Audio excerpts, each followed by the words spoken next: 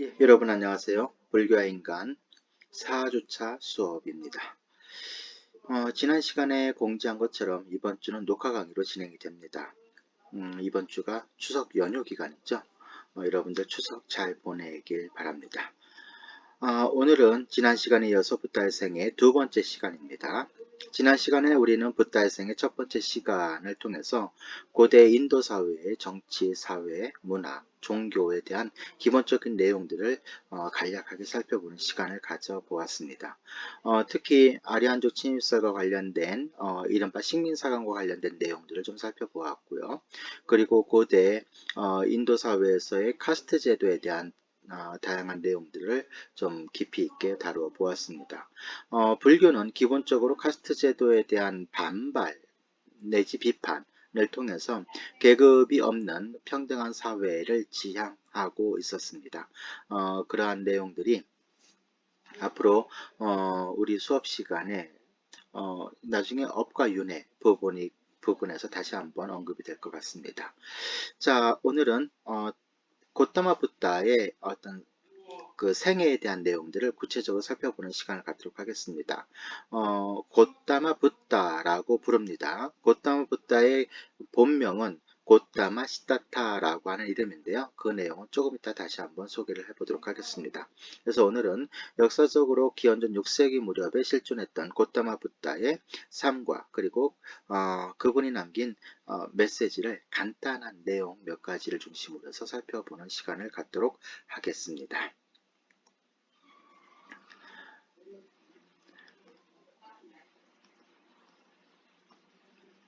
자, 붓다의 전생, 본생담과 관련된 내용부터 한번 살펴보도록 할게요. 기본적으로 붓다의 전생담을 기록한 문헌을 우리가 자타카라고 부릅니다. 이 자타카를 본생담이라고도 이젠 한역해서 전하고 있긴 한데요. 이 본생담과 관련돼서는 붓다의 500전생, 그러니까 부처님이 되기 이전에 500생의 전생에 대한 기록을 남겨놓은 문헌이 바로 자타카라고 하는 문헌입니다. 그런데 이 자타카는 실제 부처님의 전생에 대한 이야기는 아닙니다. 당시 인도 사회에서 널리 퍼지고 있었던 민간 설화들을 모티브로 해서 불교식으로 창작한 내용이 되겠습니다. 기원전 3세기경부터 이 자타카라고 하는 문헌이 만들어지기 시작을 합니다. 그러니까 기원전 3세기니까 고타마 붓다가 기원전 6세기 인물이잖아요. 그러면은 기본적으로 그 안에 300년이라고 한 시간이 지난 뒤에 부처님의 본생담에 대한 이야기가 만들어지기 시작했다라고 보는 거죠. 기본적으로 고타마 붓다와 같은 위대한 성인이 아무런 맥락 없이 갑자기 탁 태어났다라고 하는 것보다는 오랜 전생 동안 위대한 부처님이 되기 위한 어떤 수행의 과정이 있었을 것이다 라고 생각하는 것이 일반 우리들이 생각하기에는 조금 더 합리적일 거라 생각을 할 수 있잖아요. 그런 어떤 맥락들이 이 자타카라고 하는 문헌을 성립하게 된 계기다라고도 우리가 이해해 볼 수가 있겠습니다. 그런데 여하튼 이 자타카는 기본적으로 부처님의 전생과는 관련이 없다. 인도의 민간들에게 퍼져있던 설화의 내용들을 불교적으로 각색을 하고 그걸 통해서 불교적인 메시지를 전달하고자 만들어진 하나의 문학 작품이다. 이렇게 여러분들이 이해해 주면 되겠습니다. 그리고 이 자타카의 많은 이야기들은 이제 중앙아시아를 거쳐서 중국, 한국 등으로 전파되는 과정을 통해서 다양한 나라의 설화 형식으로 각색이 돼서 그 나라의 민간 설화가 되기도 했고요. 그리고 일부는 이솝 우화, 여러분 잘 알고 있는 그 이솝 우화의 모티브로 작용을 해서 이솝 우화 속에 들어가 있기도 합니다. 그만큼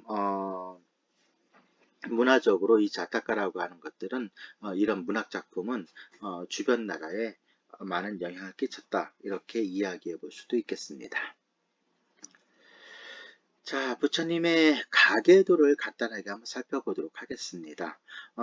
부처님은 지금 인도 지도를 보게 되면 지난 시간에 한번 우리가 인도 지도를 좀 살펴보았잖아요.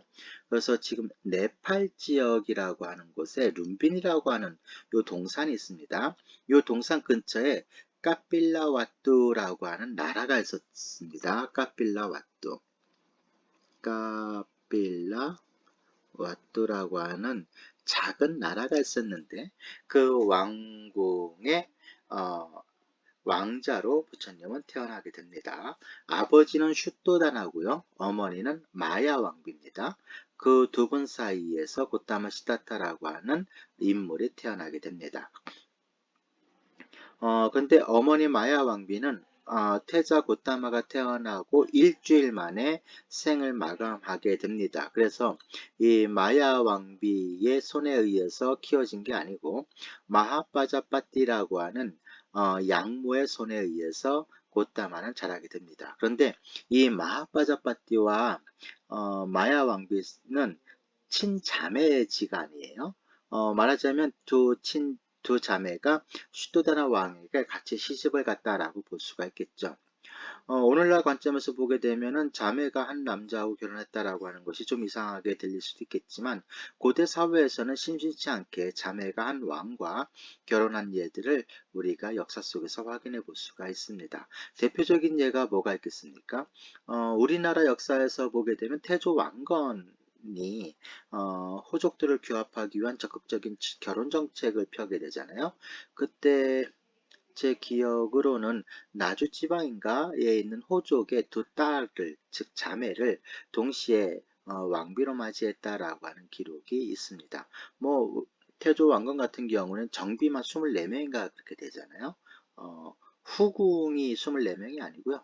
정비, 공식적으로 왕비가 된 인물이 24명인가 됩니다.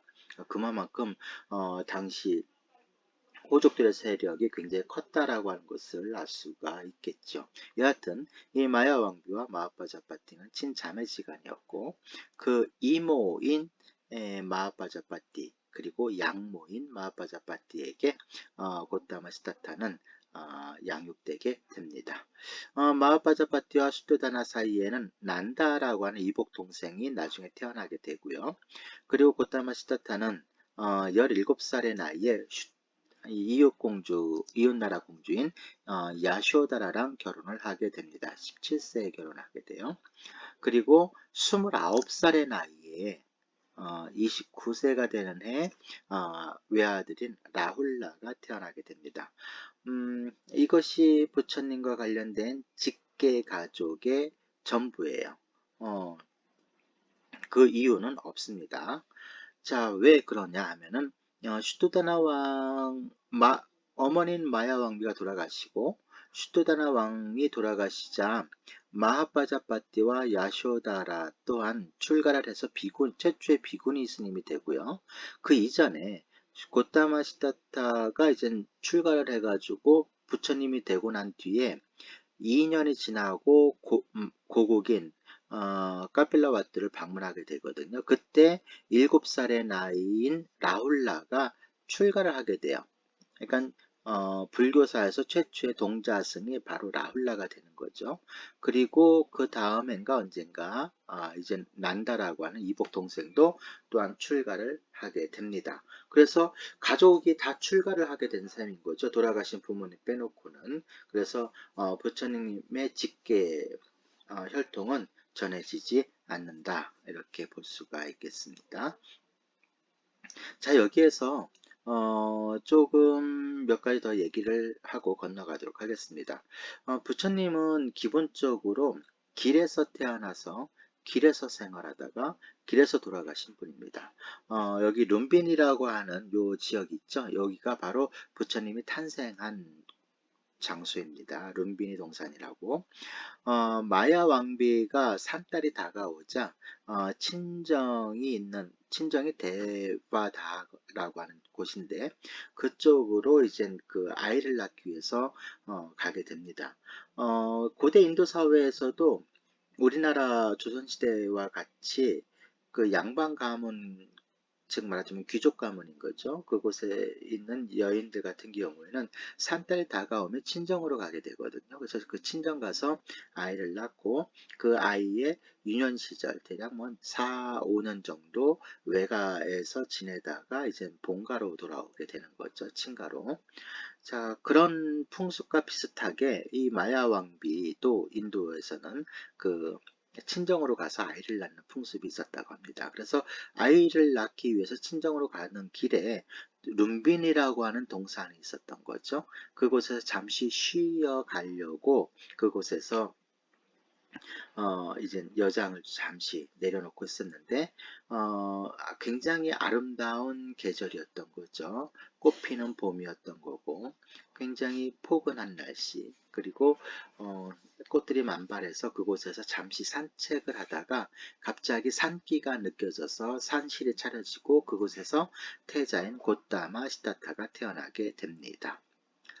그리고, 고따마는 29살에 출가를 하게 되어 말하자면 라울라가 태어나자마자 곧바로 출가를 하게 되거든요. 그래서 80세의 열반에 드시게 됩니다. 80세. 이 80세의 열반에 드는 요 시기 동안에 말하자면 뭐예요? 길에서 생활하신 분이에요. 길에서.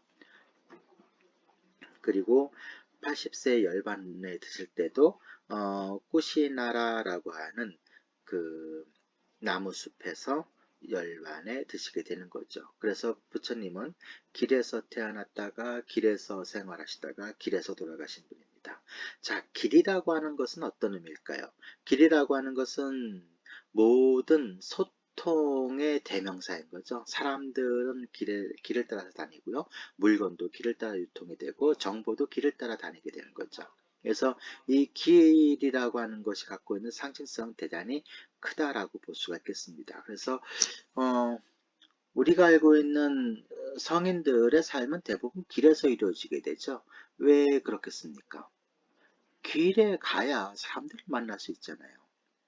당신들이 알고 있는 바를 사람들에게 전해주기 위해서는 길에서 사람들과 만날 수밖에 없는 거죠. 그래서 대부분의 성인들은 길에서 보내는 시간들이 가장 많았다라고 볼 수가 있겠습니다. 자, 그러고 부처님의 가계도를 보게 되면은 뭔가 좀 특이한 점이 있습니다. 그 점에 대해서 간단하게 소개를 한번 해보도록 하겠습니다. 고타마 시타타라고 하는 이름부터 한번 이름의 의미를 갖고 살펴보려고 하는데요. 고따마, 이제 고라고 하는 말과 따마라고 하는 말이 결합된 건데요. 고는 소라고 하는 의미예요. 따마는 최상급 어미예요. 최상급 어미. 그래서 소 가운데 최상인 자라고 하는 의미가 되는 거예요. 고따마는. 그러니까 소라고 하는 것은 기본적으로 성스러운 동물로 뭐 신성한 동물로 인도인들에게는 받아들여졌던 거죠. 오래전부터. 그러니까 가장 신성한 존재라고 하는 의미로 우리가 이해해 볼 수가 있겠습니다. 그리고 시타타, 시타, 그 다음에 아타예요.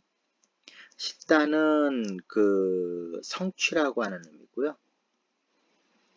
아따는 목적, 의미라고 하는 의미예요. 그래서 기본적으로 본인이 추구하는 목적이 모두 다 성취되는 자라고 하는 의미가 되는 거죠. 그러니까 슈토다나 왕이 40이 넘어서 이 고타마 시타타라고 하는 아들이 태어나게 되거든요. 그러니까 얼마나 기뻤겠습니까? 왕의 입장에서는.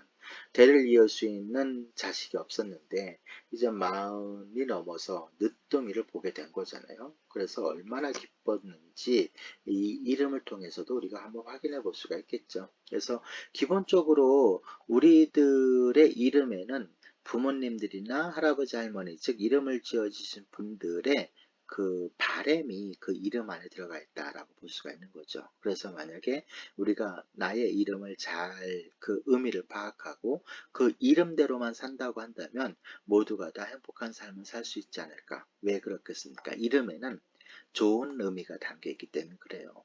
그래서 여러분들도 한번 내 이름은 어떤 의미인가를 살펴보는 것도 좋은 어, 뭐죠? 어, 시간이 되지 않을까 싶습니다. 자, 이 곧다마라고 하는 이름에는 이러한 의미가 담겨 있고요. 마야라고 하는 이름을 먼저 보도록 할게요. 마야는 환술이라고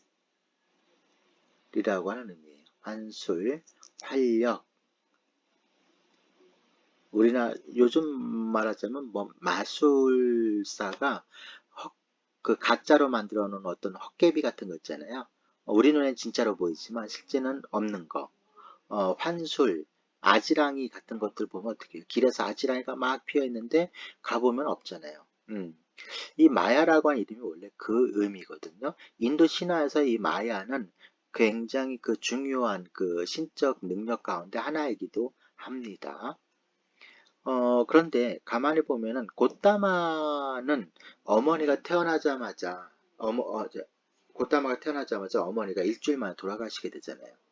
이 곧다마에게 과연 어머니에 대한 기억이 있을까요?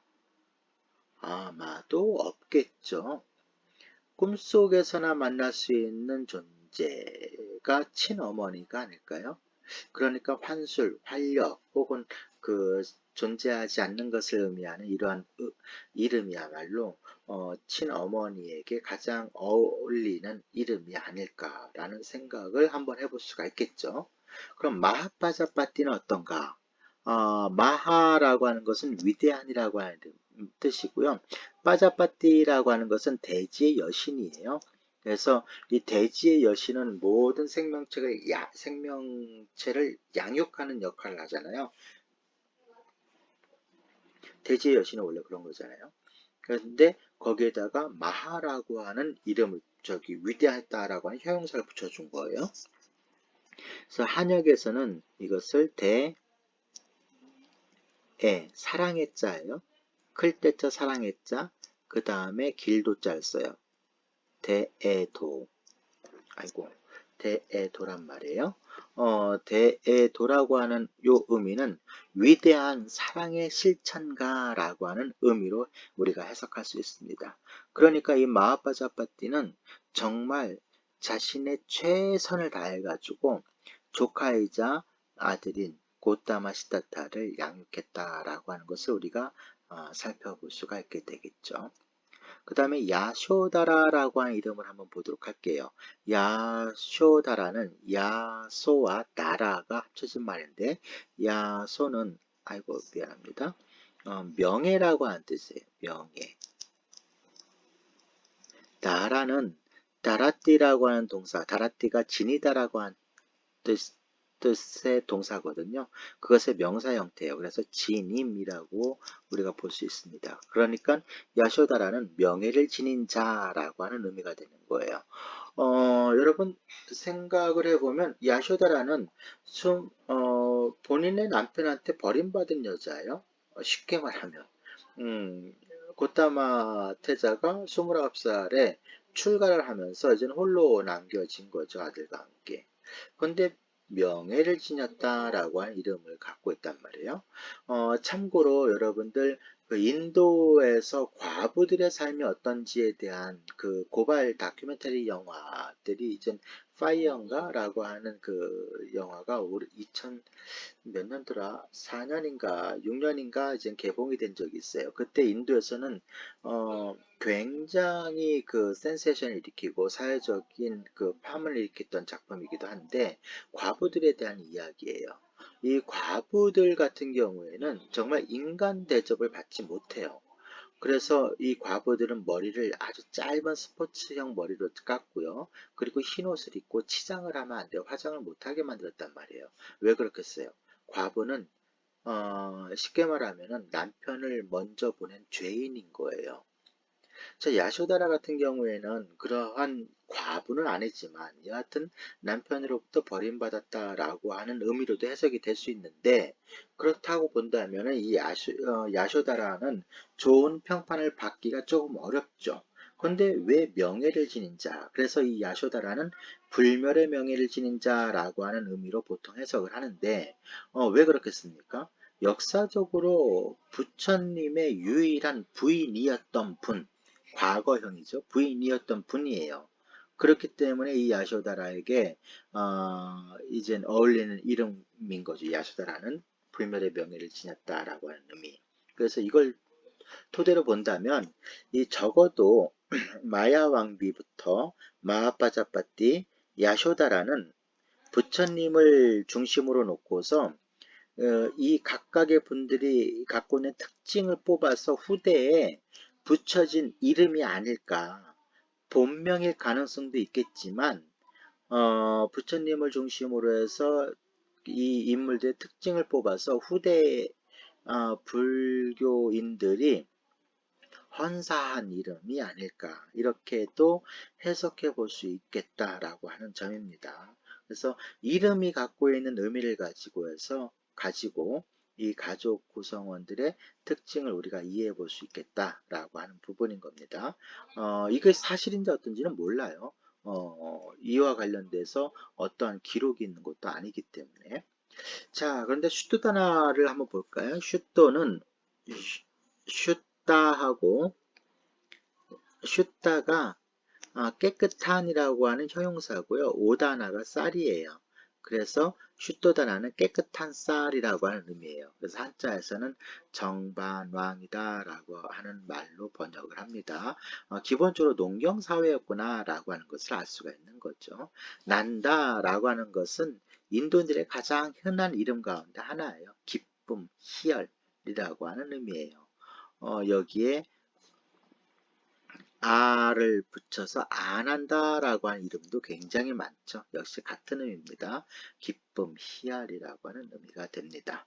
뭐 아이들에게 지어주기에 딱 좋은 이름인 거죠. 모든 사람들에게 기쁨과 희열을 주는 자가 되어라.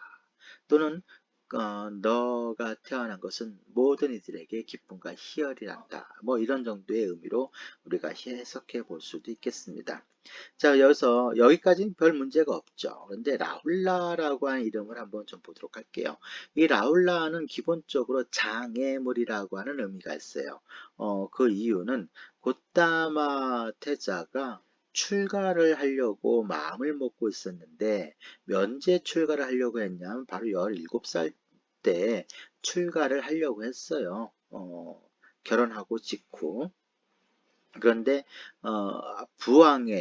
부왕과 마하파자파티 양모의 허락을 받지 못했죠. 그렇기 때문에 언제 출가할 것인가를 늘 고심하다가 29살이 되었을 때 아들이 아이가 임신됐다는 소식을 알고 더 이상 내가 출가를 지체하게 되면 출가를 하지 못할 것 같다라고 하는 생각을 했던 것 같아요. 그래서 더 이상 출가를 미룰 수 없겠다라고 스스로 출가를 다짐하고 있을 때, 이 아이가 태어났다는 소식을 듣게 됩니다. 그때 자신도 모르게 오 라울라라고 탄식을 했는데 그것이 이름이 되었다라고 하는 설이 있어요. 라울라라고 하는 것은 장애물이라고 했죠. 어, 부모님도 부모님도 그리고 자신의 부인도 출가를 가로막는 데는 큰 장애물이 아니었는데 아들만큼은 너무나도 큰 장애물이다라고 하는 의미가 있는 거죠. 실제 그 장애물이 되는 것은 애착의 정도가 큰 사람일수록 장애물이 되는 거잖아요. 그러니까 이 고타마에게 있어서는 아들이야말로 가장 큰 장애물이었구나라고 하는 것을 우리가 읽어낼 수가 있겠습니다. 그렇다 하더라도 어떻게 이 고타마의 외아들이고 슈토다나의 또 뭐예요? 하나밖에 없는 손자인데 이름이 라울라가 뭐예요? 라울라가 그죠? 난다 뭐 이 정도 되면 굉장히 괜찮잖아요. 고따마 이런 이름 참 좋잖아요. 시타타 그쵸? 근데 왜 하필 라울랄까? 여기에 대해서 조금 의문점이 드는 것은 사실이에요. 그런데 또 하나 이 라울라가 갖고 있는 의미를 글자를 분석해 보면서 우리가 유추해 볼 수 있는 게 라후라고 하는 명사와 라라고 하는 소유전미사예요. 라후는 인도 신화에서 일식과 월식을 일으키는 악마의 이름이에요. 그런데 이 라는 소유전미사라고 했죠. 소유전미사. 그러니까 일식과 월식을 일으키는 자, 즉 악마의 속성, 라후라고 하는 악마의 속성을 소유한 자라고 하는 의미가 되는 거예요. 이것이 왜 문제가 되냐 하면 부처님의 종족은 아디짜 종족이에요. 아디짜 종족입니다. 이 아디짜 종족이 다른 말로 하면 태양족이에요. 태양족. 그러니까 기본적으로 태양을 숭배하면서 농경을 중심으로 했던 사회가 카필라와트라고 하는 나라였구나 라고 하는 것을 우리가 살펴볼 수가 있는 것인데, 이 태양족을 멸망시킬 수 있는 악마가 뭐예요? 라후잖아요. 그러니까 라후의 그 속성을 지녔다라고 하는 것은 자신의 그 종족인 태양족의 운명에 부정적인 역할을 할 것이다 라고 하는 것을 뭐하는 내포하고 있는 이름이다 라고도 볼 수가 있는 거죠. 그러니까 장애물이 되었던 악마 라후의 속성을 지닌 자가 되었던 여하튼 뭐야?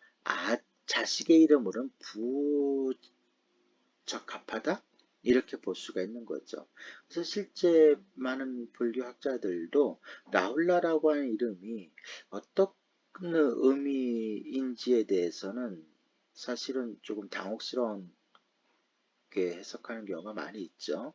근데 기본적으로 이거보다는 전통적으로는 이 해석이에요. 어떤 해석이다? 장애물이다. 너무나 그 자식에 대한 애틋한 마음이 담겨져 있어서 자식을 놓고 차마 내가 출가를 못할 것 같다라고 하는 그러한 심정이 반영된 이름일 것이다. 이렇게 일반적으로는 해석을 하고 있습니다. 자, 이것이 부처님의 가계도에 대한 전부예요. 자, 그럼 그 다음으로 넘어가 보도록 하죠.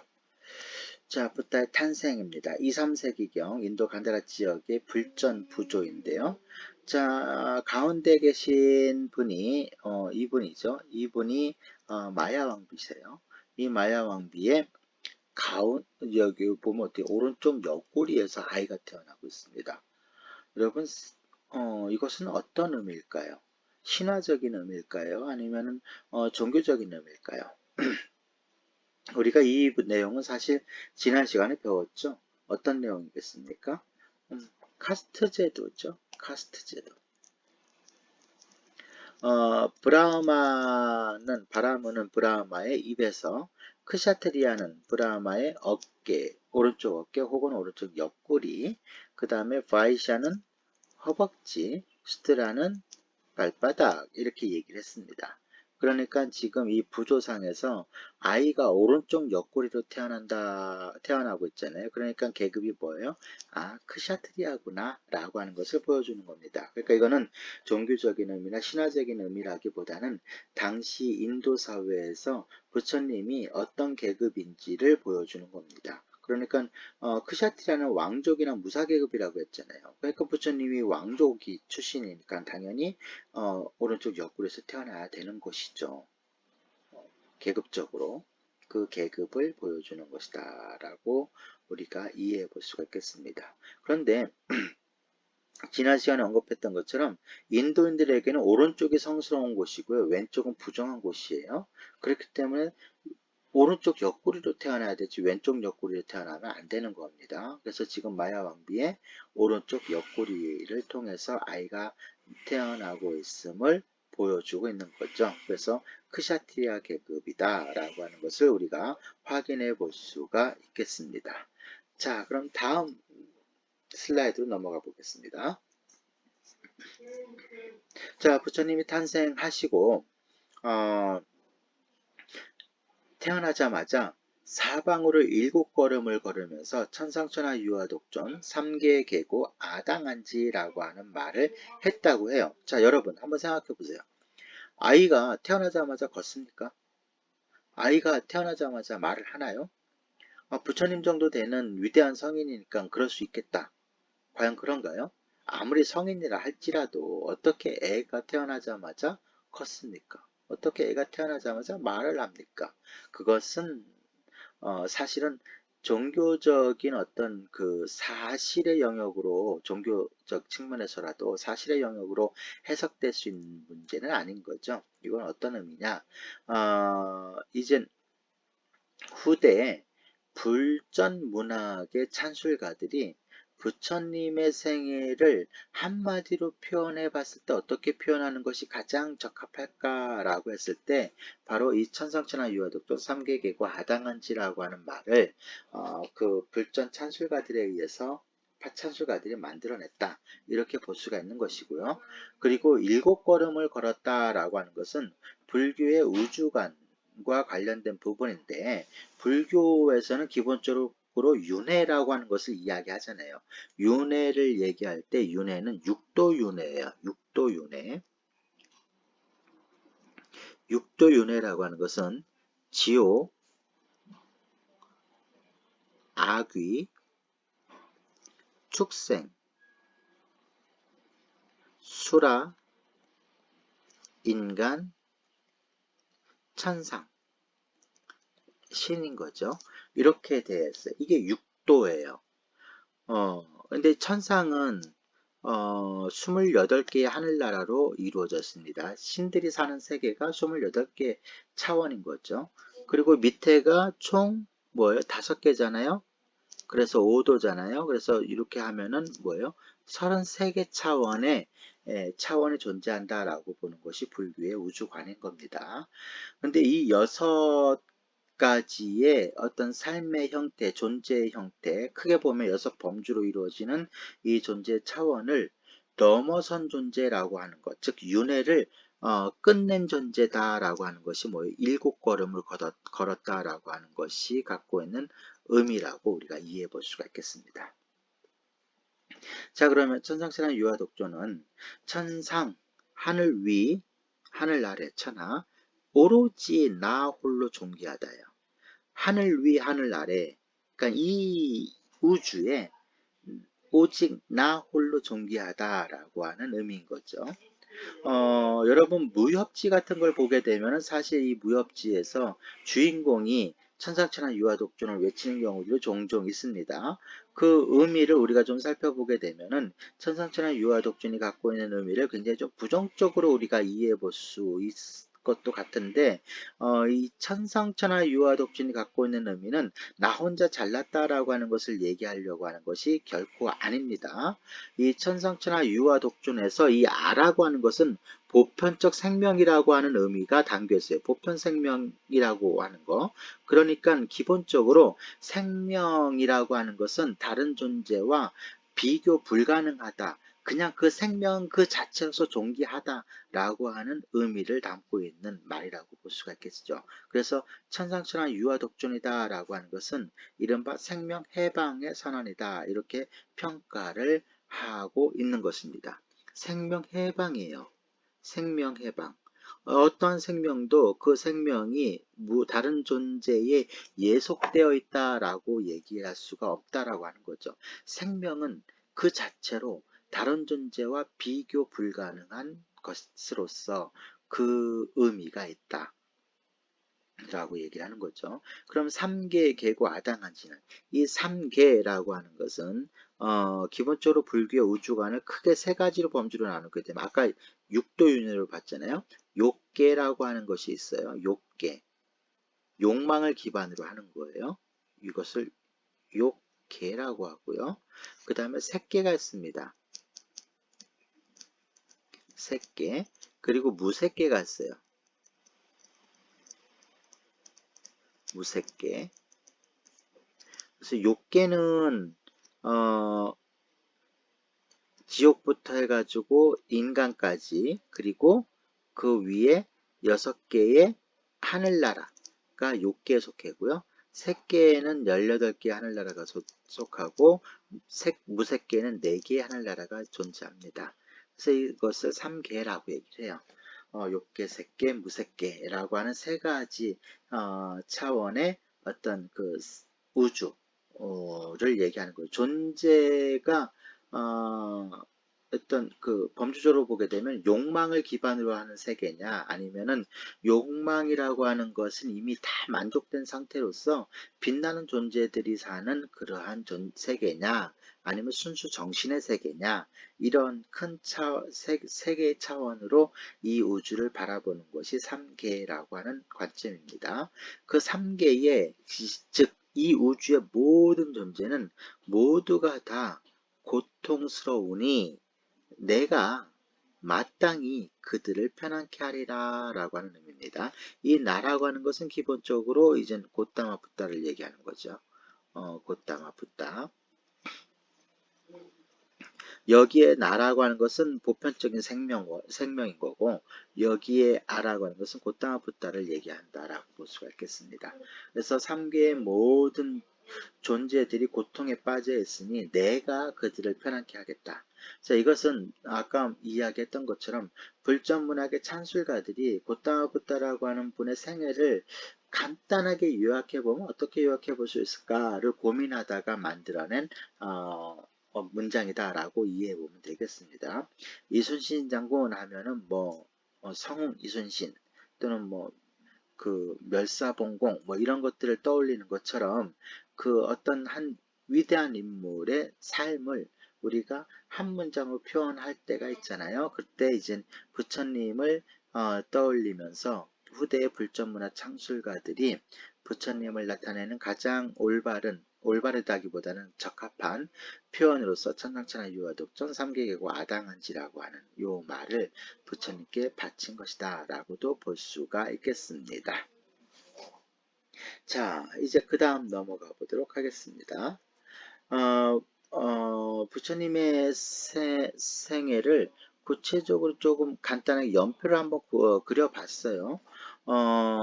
부처님의 생애를 크게 나눠보면 17살에 이제 결혼을 하게 되고요. 사문유관이다 라고 하는 에피소드가 있습니다. 이 사문유관은 기본적으로 부처님이 출가를 결심하게 된 에피소드를 얘기해요. 왜 출가를 할 수밖에 없었는지에 대한 내용들을 담고 있는 것이고요. 그 다음에 29살에 아들 라훌라가 탄생을 하고 탄생한 날 밤 이제 출가를 하게 되는 거죠. 그리고 35살에 이제 깨달음을 얻어서 이른바 붓다라고 하는 존재가 되는 거예요. 깨달은 자라고 하는 의미가 됩니다. 이 붓다라고 하는 말의 의미는 이따가 다시 한번 소개를 하도록 하겠습니다. 그리고 80세의 반열반, 즉 육체의 죽음을 맞이하게 되는데요. 그 사이에 있었던 수많은 이야기들 가운데 몇 가지 내용만 소개를 한번 해보도록 하겠습니다. 초전법륜이라고 하는 것이 있고요. 처음으로 부처님께서 세상 사람들에게 가르침을 편 사건을 초전법륜이라고 우리가 얘기를 하고요.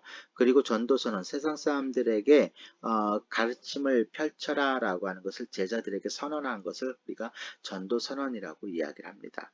그리고 불교는 기본적으로 상층 계급부터 시작되는 경향이 깊어요. 짙어요. 그래서 부처님도 깨달음을 얻어서 35세 때 깨달음을 얻었다고 했잖아요.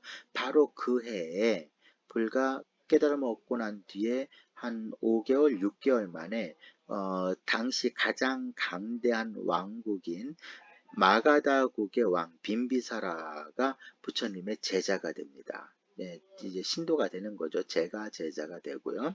그리고 몇 년 뒤에 2년인가 뭐 이렇게 뒤에 또 하나의 가장 강력한 왕국인 코살라국의 왕인 빠세나드 왕이 귀의를 하게 됩니다. 그 외에 대부분 16개 나라의 대부분 왕들이 다 부처님의 제자가 돼요. 그래서 이 불교라고 하는 종교는 기본적으로 위로는 왕들로부터 아래로는 불가촉 천민에 이르기까지 그 계층을 구분하지 않고 부처님의 제자가 되게 됩니다. 그리고 일단 왕이 부처님의 제자이기 때문에 정치적으로 어떻습니까? 탄압을 받을 일이 없어요. 그래서 부처님은 단 한 번도 정치적인 탄압을 받아본 적이 없으신 분이기도 합니다. 그리고 오랫동안 불교는 정치적으로 보호받으면서 가장 그 북인도에서 강력한 종교로 성장할 수 있게 되죠. 그런 정치적인 어떤 의미에서도 우리가 불교의 성장을 한번 이해해 볼 수가 있겠고요. 그리고 비구니슨가의 탄생입니다. 기본적으로 계급 인정하지 않고 성적 차별, 남자다 여자다라고 하는 성차별이 없었죠. 그리고 남녀노소에 대한 어떤 이러한 차별도 사실은 없어요. 그래서 비구니, 즉 여성이 수행자가 될 수 있다라고 하는 것은 굉장히 획기적인 사건 가운데 하나입니다. 고대 인도 사회에서. 근데 부처님은 바로 그 여성의 출가, 수행을 이제 허용하게 되면서 비구니 승가가 만들어지게 되는 거고, 그리고 부처님의 말년에 석가족이 멸망을 하는 비극적인 사건이 일어나게 되죠. 그것이 석가족의 멸망이고요. 그리고 앙골리말라의 귀라고 되어 있는데, 이 앙골리말라 같은 경우에는 지금 이 그림은 이렇습니다. 이렇게 관련이 되어 있는 거죠. 그리고 빠사디 왕의 귀는 빠져 있고요. 비그니슨과 그 다음에 석가족의 멸망도 그림이 없네요. 앙골리말라의 귀 이렇게 됩니다. 이 앙골리말라 같은 경우에는 불교사에서도 굉장히 또 독특한 예이기도 해요. 999명을 죽인 연쇄살인마인데 그 연쇄살인마가 부처님의 제자가 되고 그리고 궁극적인 깨달음을 얻게 되었다라고 이야기를 하는 내용입니다. 그것이 어떻게 가능한지에 대한 내용들을 조금 이따 다시 한번 소개를 해 보도록 하겠습니다. 자, 그럼 다음으로 넘어가 보도록 하겠습니다. 시타타와 야쇼다라. 17살의 나이에 결혼하게 되었다라고 하는 것을 얘기했죠. 당시 인도 사회는 물론 고대 사회에서는 공주가 결혼 정년기에 도달하게 되면은 뭐를 합니까? 기본적으로 신랑 간택식이라고 하는 행사를 하게 되는 거죠. 왕이 자신의 딸이 결혼 정년기에 도달했으니 우리 딸과 결혼하고 싶은 사람은 모두 모여라고 하는 방을 붙이게 되는 거죠. 그래서 이웃 나라의 왕자들은 물론이거니와 공주와 결혼하고 싶어하는 많은 건강한 그리고 지혜로운 청년들이 이젠 무예와 지식을 겨루게 되는 거죠. 그 가운데 우승자가 이제 공주랑 결혼하게 되는데 시타타도 당시에 이제 그 신랑 간택식에 참여를 했던 거고 거기서 뭐 한 거예요? 우승을 한 게 된 거죠. 그래서 결혼을 하게 됩니다. 이것은 이제 간다라 지역에서 출토된 두 분의 결혼식 장면을 표현한 부조입니다. 자, 다음 넘어가 보도록 할게요. 사문유관이라고 하는 에피소드 넘어가 보도록 하겠습니다. 사문유관은 이른바 성사대문, 우리나라로 치면 남대문, 동대문, 서대문, 북대문인 거죠. 그 사대문으로 나아가가지고 그 뭐 한 거냐면 그 태자가 세상을 경험했던 사건, 그것을 사문유관이라고 이야기를 하는 겁니다. 태자는 어릴 때부터 세상에 대한 궁금증이 굉장히 컸던 인물로 알려져 있어요. 그런데 태자가 태어났을 때 왕이 이제 내노라 하는 점성술사를 불러가지고 태자의 운명을 살펴보았던 거죠. 그러자 이 태자를 본 사람들은 한결같이 태자에게는 두 가지 운명밖에 없습니다. 하나는 왕이 되어서는 이 세상의 전륜성왕으로서 가장 위대하고 강력한 왕이 될 것입니다. 라고 했는데 전륜성왕이라고 하면은 어떠한 무력도 사용하지 않고 천하를 통일하는 가장 이상적인 통치자를 전륜성왕이라고 얘기를 해요. 전륜성왕, 전륜. 여기 륜자가 바퀴륜자고 전자가 굴릴 전자예요. 그래서 바퀴를 굴리는 거예요. 어떤 바퀴를 굴리느냐? 진리의 바퀴인 거죠. 그래서 이 전륜정왕은 이 세상을 진리로서 통치하는 가장 성스러운 왕이다 라고 얘기를 하는 거죠. 안 그러면 출가를 해서 부처님이 되실 겁니다 라고 얘기를 하는 거예요. 그러니까 왕의 입장에서 보면은 내 아들이 정말로 위대한 인물이 되겠구나 라고 해서 기쁘겠지만 한편으로는 뭐예요? 전륜성왕이 됐으면 좋겠다라고 생각을 하겠죠. 부처님은 출가를 해야 되니까. 그래서 이 슈드다나 왕은 자신의 아들인 고타마 시타타를 굉장히 과잉 보호하게 돼요. 지금으로 얘기하면. 절대 혼자 어디 다니지 못하게 하고요.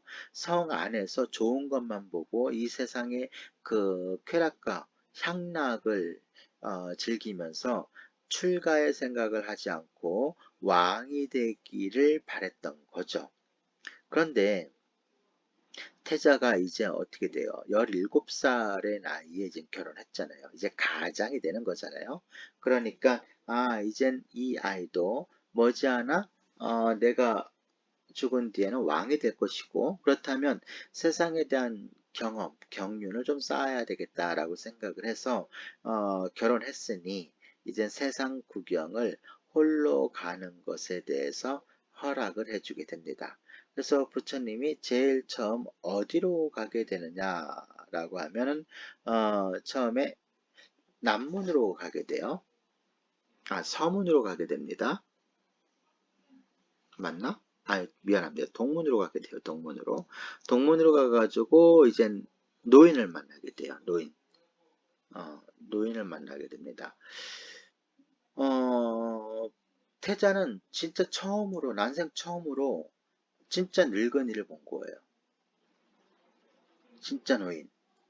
허리는 구부정해가지고 지팡이를 의지해가지고 간신히 한 걸음 한 걸음 바들바들 떨면서 걷는, 온 피부는 주름지고 바짝 마른 나뭇잎처럼 생기가 없는, 정말 차마 눈 뜨고 보기 어려운 그런 노인의 모습을 보게 돼요. 왕궁에서도 노인을 봤겠죠. 그런데 왕궁에서 봤던 노인들은 어떻습니까? 굉장히 뭐요?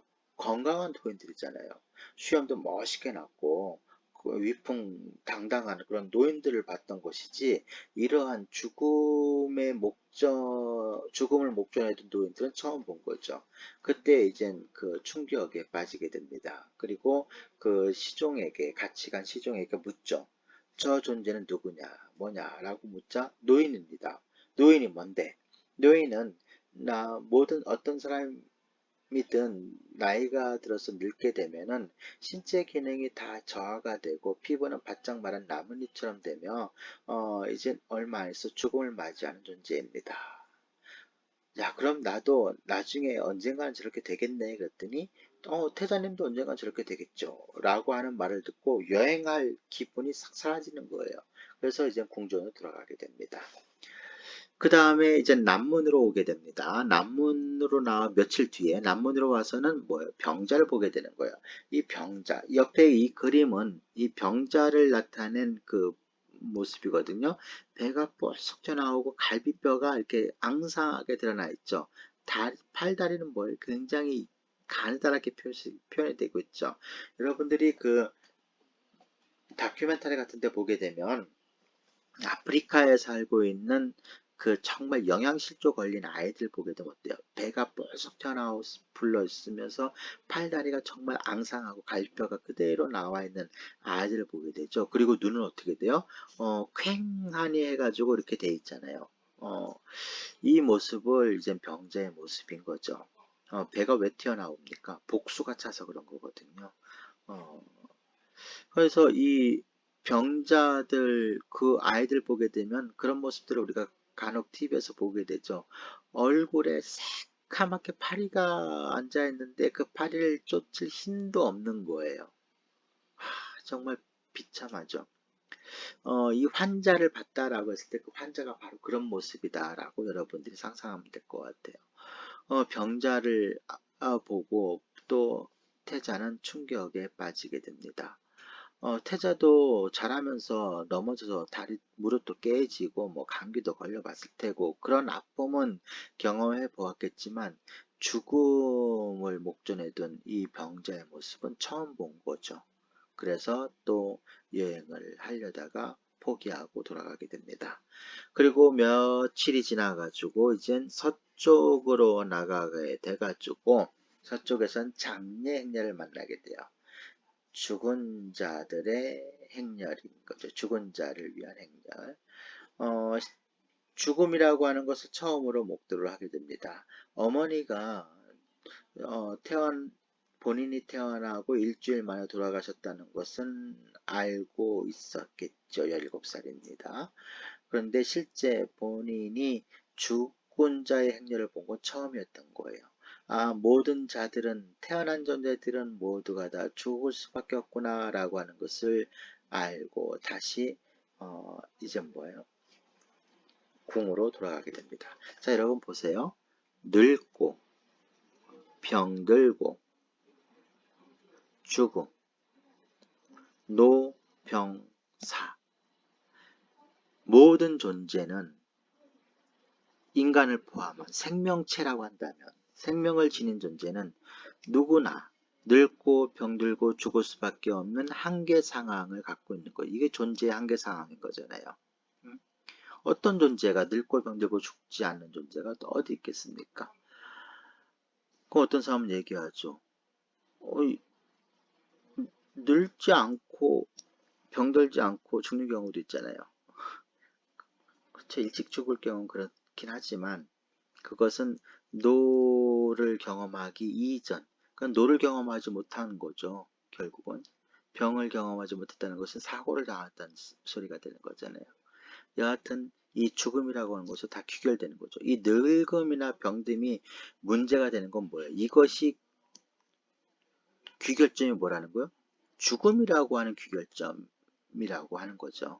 그렇기 때문에 이 노병이라고 하는 것이 문제가 되는 거죠. 그리고 사라고 하는 것은 우리의 존재의 종말을 구하는 것이기 때문에 기본적으로 생명체는 생명을 유지하려고 하는 쪽으로 작동을 하게 되는 거죠.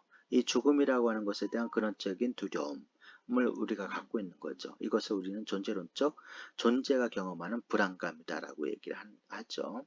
그래서 서양 철학자들 같은 경우에는 이 죽음에 이르는 병, 이것을 이제 다루는 철학자들도 있었죠. 죽음을 다루는 거죠. 여하튼 이 노병사는 인간 존재가 경험할 수밖에 없는 뭐예요? 한계 상황인 거잖아요. 그걸 이제 고타마 태자는 17살에 진짜 자기 인생의 문제로 받아들인 거예요. 근데 여러분들도 늙고 병들고 죽는다는 거 다 알죠. 근데 우리는 여러분도 그렇고 나도 그렇고 노병사에 대해서 알고 있지만 이 노병사에 대해서 심각하게 생각하지 않아요. 그건 나에게 아주 먼 미래, 언젠간 닥치겠지만 지금의 나의 문제는 아니다라고 생각을 하는 거죠. 그렇기 때문에 이 노병사에 대해서 우리는 별 관심을 안 가져요. 그리고 이 관심을 갖는 게 기분이 좋은 일은 아닌 거거든. 그러니까 우리는 이 노병사에 대해서 어떻게 합니까? 회피하려고 해요. 모른 척 하려고 한단 말이에요. 지금 내가 이걸 굳이 알 필요가 없다고 생각을 하는 거죠. 그렇기 때문에 이 노병사의 문제를 우리는 심각하게 인식하지 못하는 상태인 거예요. 그런데 이 노병사는 결국은 뭐예요? 모든 존재가 경험할 수밖에 없는 한계사항이라고 얘기를 했죠. 고타마는 17살에 그것을 명확하게 인지를 한 겁니다. 그래서 이 태자가 그 존재의 충격을 받게 됐다라고도 볼 수가 있는 거죠. 그리고 며칠 뒤에 북쪽문으로 가서 이 출가 사문을 만나게 돼요. 이 출가 사문은 앞에 세 존재와는 사뭇 달랐어요. 피부색은 검게 그을렸지만 눈빛은 초롱초롱 빛나고 있는 어떤 존재였던 거예요. 그래서 이 태자가 이 출가 사문에게 다가갑니다. 그리고는 묻습니다. 당신은 누구십니까? 그러자 얘기하죠. 예, 저는 출가 사문입니다. 출가 사문이란 어떤 존재입니까? 늙고 병들고 죽는 이 노병사의 문제를 해결하고자 하는 존재가 바로 출가 사문입니다. 저는 그 노병사를 해결하려고 출가를 한 것입니다. 라고 얘기를 하는 거예요. 그때 태자가 그렇구나. 그 길이 있었구나. 늙고 병들고 죽는 것을 해결할 수 있는 길이 있구나. 그렇다면 나도 그 길을 가야지 라고 생각을 하게 되는 거죠. 그래서 이 사문유관이라고 하는 것은 어떤 내용이겠습니까? 바로 출가를 결심하게 된 사건 이렇게 얘기를 할 수가 있겠습니다. 결혼을 하고 난 직후에 사문유관이라고 하는 경험을 통해서 17살의 젊은 태자는 출가를 결심을 하게 되었다. 이렇게 정리할 수가 있겠습니다. 자, 그러면 다음 슬라이드로 넘어가 보겠습니다. 아까 얘기한 것처럼 29의 나이에 이젠 태자는 출가를 하게 됩니다. 그래서 세상 밖으로 나오다라고 얘기를 할 수가 있는 거죠. 이 세계는 알이잖아요. 거대한 알, 데미안이라고 하는 헤르만 헤세의 소설을 보게 되면 그렇게 비유하죠. 이 세계를 알로. 우리는 알을 깨고 나가야 되는 거죠. 세상이라고 하는 이 알을 깨고 나갔을 때 우리는 진정한 어떤 세상을 다시 마주할 수가 있게 되겠죠. 태자도 역시 마찬가지인 거죠. 세상의 알을 깨고 나오는 어떤 행위가 어떤 거예요? 출가라고 얘기를 하는 거죠. 이 출가는 지난 시간에 우리가 살펴봤던 것처럼 뭐예요? 아슈라마라고 하는 삶의 4단계에서 학생기, 가주기, 임서기, 유행기 4단계 가운데 가주기와 임서기를 생략하고 학생기에서 바로 유행기로 나아가는 삶의 패턴을 출가라고 얘기를 했죠. 태자도 사실은 그런 거죠. 결혼을 해서 가장으로서라기보다는 이제 그렇죠. 일종의 그 가장이 된 것이긴 하죠. 몇 년 살긴 했지만 그 젊은 나이에 이제 출가를 하게 되면서 바로 학생기를 끝내고 그 유행기로 접어드는 사문의 어떤 삶의 방식을 선택했다라고 또 우리가 볼 수가 있겠습니다. 29에 출가를 해요.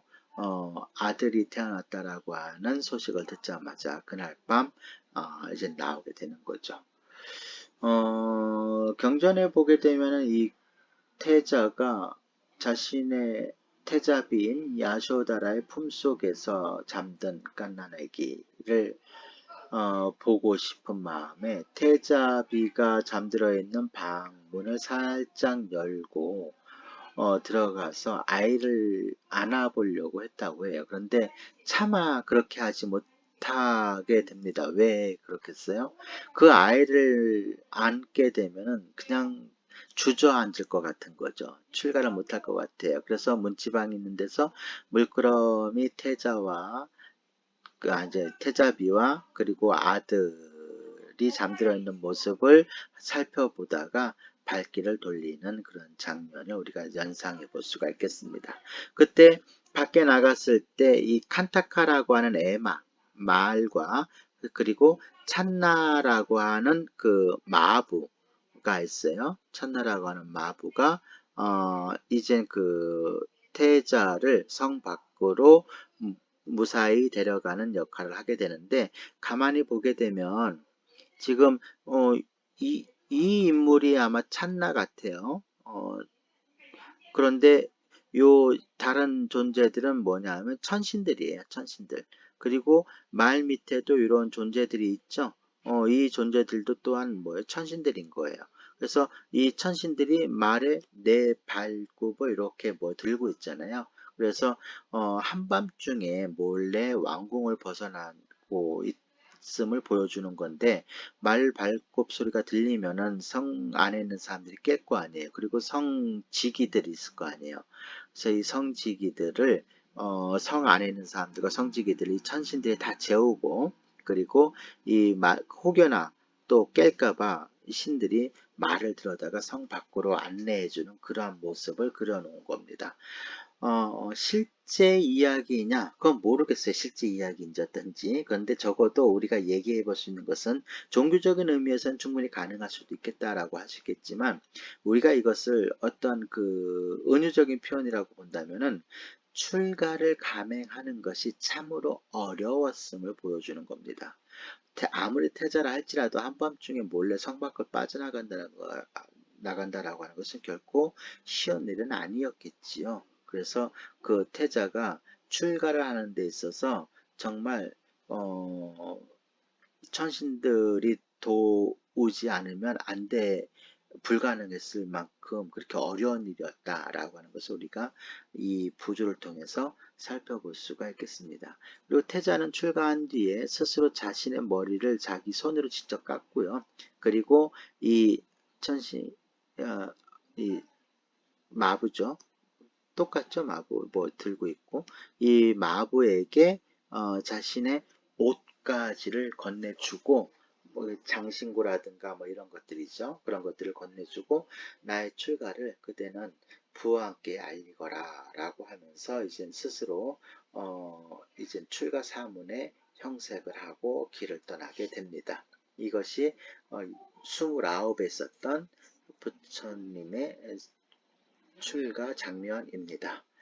자, 부처님은 출가한 뒤에 마가다국의 수도인 라자가하로 향하게 됩니다.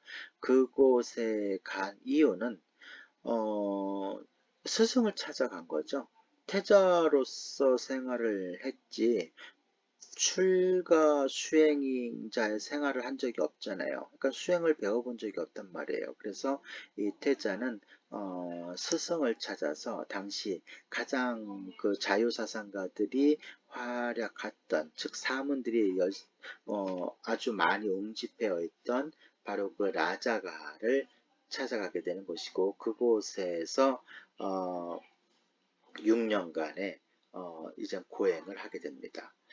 6년간 고행하기 전에 두 명의 스승을 만나서 수행에 대한 기초적인 내용을 배우게 되고요. 그런데 이 스승의 가르침에 만족하지 못하고 이젠 그 스승을 떠나서 6년 동안 고행을 하게 됩니다. 이것이 파키스탄 라오르 박물관에 있는 고행상의 모습입니다. 정말 갈비뼈가 다 드러나 있고 피골이 상접한 모습을 보여주고 있죠. 그래서 경전에는 이런 내용이 기술되었습니다. 배를 만지려고 배에 손을 대면 등뼈가 만져졌고 등뼈를 만지려고 손을 대면은 배가죽이 만져졌다라고 할 정도로 극단적인 단식 수행을 했었고요. 당시에 고행을 한다 하는 사람들이 했던 모든 것들을 다 해보게 됩니다. 그럼에도 불구하고 이제 깨닫지 못하게 되는 거죠. 그때 이젠 곧다마 수행자 곧다마죠. 태자가 아니고 수행자 곧다마는 자신의 어떤 수행의 과정을 다시 한번 쭉 재검토해 보는 시간을 갖게 돼요. 6년 동안 정말 목숨 걸고 수행을 했는데 자신이 원하는 목적을 성취하지 못한 거 아니에요.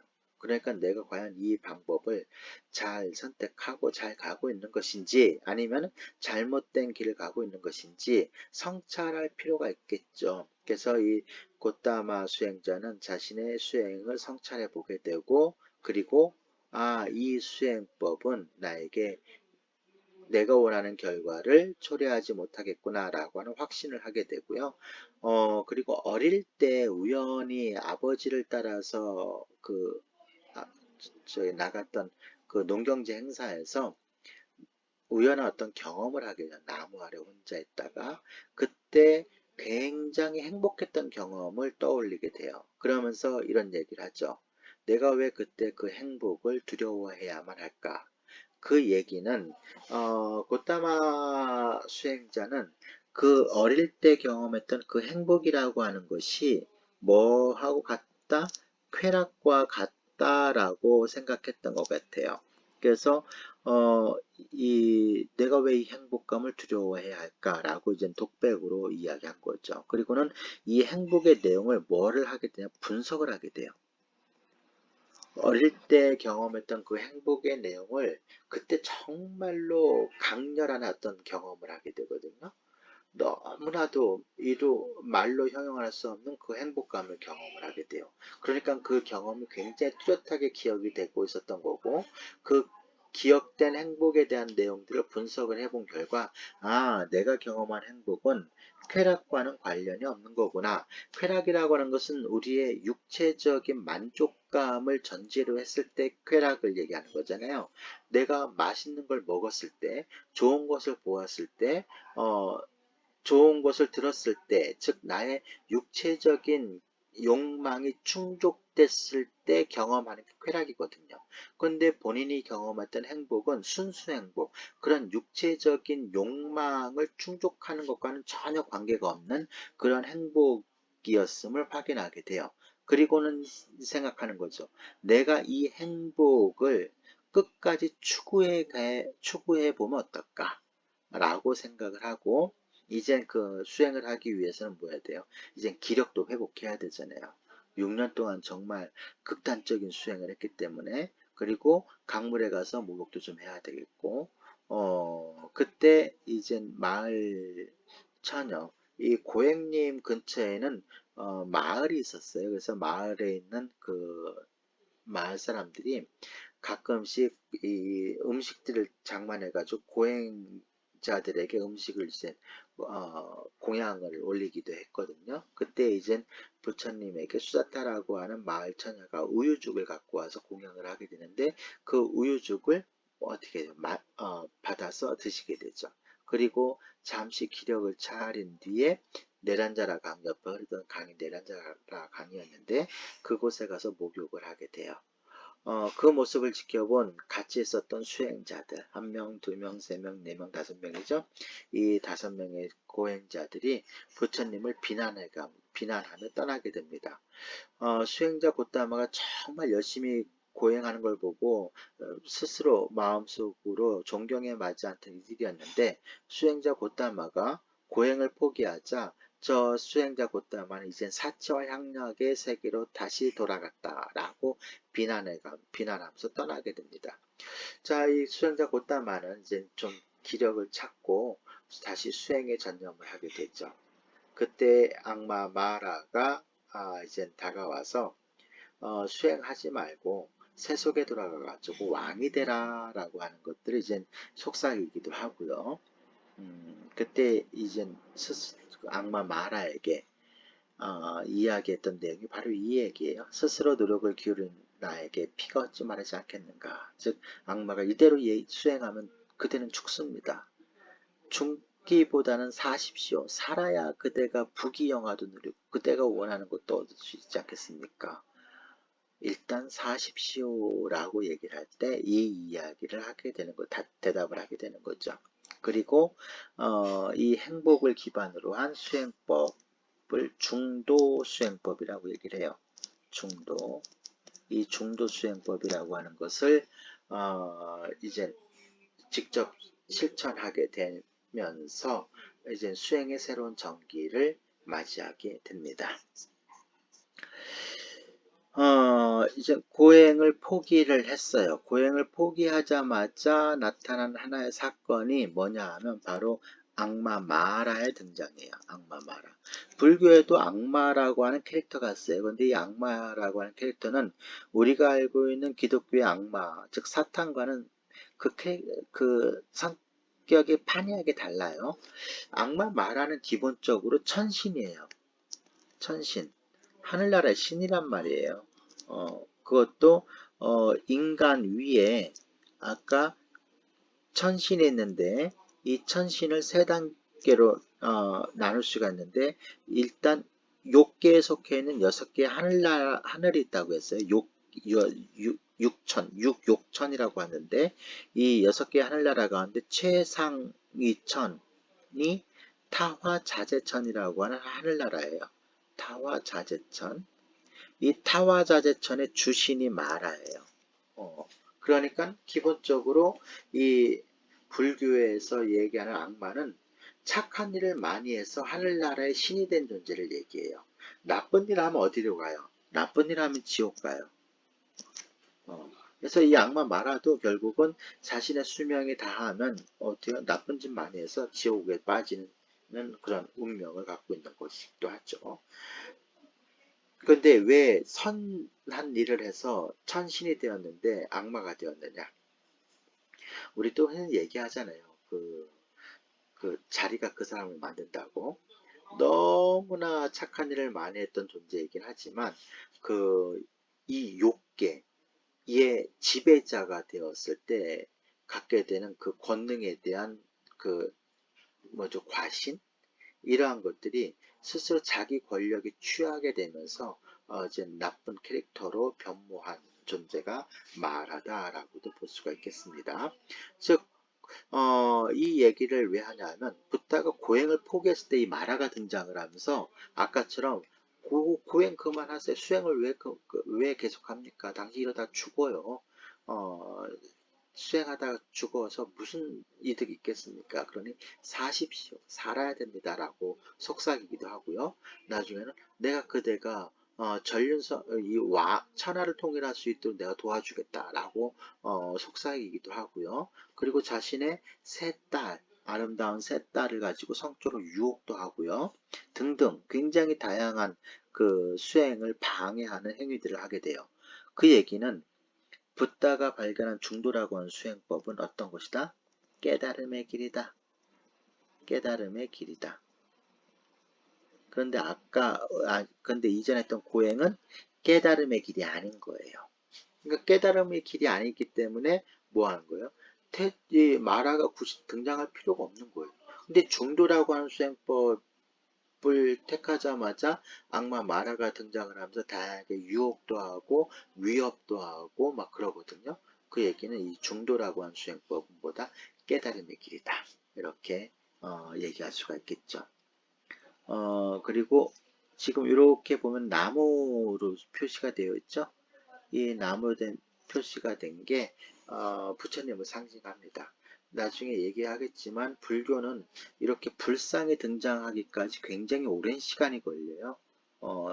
대략 부처님께서 열반하시고 난 뒤에 500년 정도 시간이 지나서야 비로소 이 불상이 등장을 하게 됩니다. 그전에는 불상을 부처를 표현하는 것에 대해서 불교인들은 굉장한 거부감을 갖고 있었거든요. 그래서 불상 대신에 뭐를 그렸다? 상징물을 대신 그리게 됩니다. 이런 내용들은 나중에 다시 한번 소개를 하도록 하겠습니다. 자, 이제 시타타, 붓다가 되다 라고 됐죠. 붓다예요. 자, 대문자 붓다로 쓸 때가 있고요. 소문자 붓다로 쓸 때가 있어요. 이것은 고유명사의 의미고요. 이것은 보통명사의 의미입니다.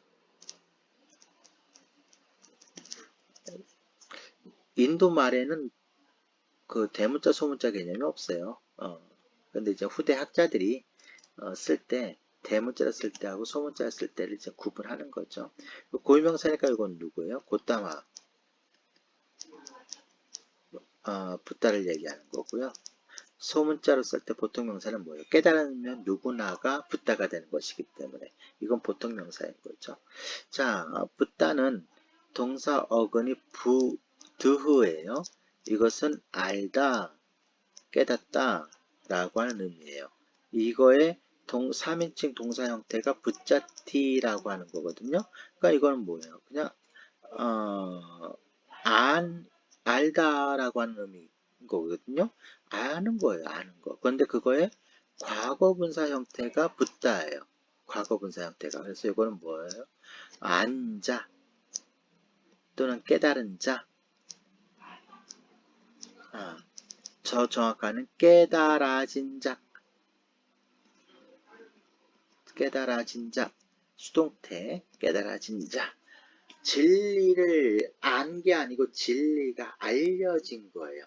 깨달은 게 아니고 깨달아진 겁니다. 그래서 이렇게 깨달은 존재를 우리가 붓다라고 불러요. 붓다. 그래서 부처님이 되시는 겁니다. 자, 요 뒤에 요거는 이제 그 수행을 할 때 비바람을 막아주던 큰 뱀이에요. 이 뱀을 나가라고 불러요. 나가. 이 나가가 동부가시라고 전해지게 되면서 용이라고 하는 캐릭터로 변모를 하게 되었다라고 하는 이야기도 있습니다. 자, 이제 그 부처님이 되셨어요. 참, 그 불교에서 뱀은 그다지 나쁜 이미지가 아니에요. 여러분 아시다시피 뱀은 세계보건기구 WHO의 상징이기도 하죠. 의료행위에 상징하는 게 뱀이기도 하잖아요. 뱀은 치유 능력을 갖고 있는 동물이라서 그렇습니다. 그렇고 이젠 부처님이 되셨어요. 그리고는 부처님이 처음으로 세상 사람들에게 가르침을 펴게 된 것을 초전법륜이라고 해요. 처음 초자, 굴릴 전자, 법법자, 바퀴존자. 법은 진리를 의미한다고 했죠. 진리의 수레바퀴를 처음 굴린 사건, 그것이 바로 초전법륜이다라고 얘기를 합니다. 이 초전법륜의 대상자들은 고행님에서 같이 수행했던 5명의 고행자들이었어요.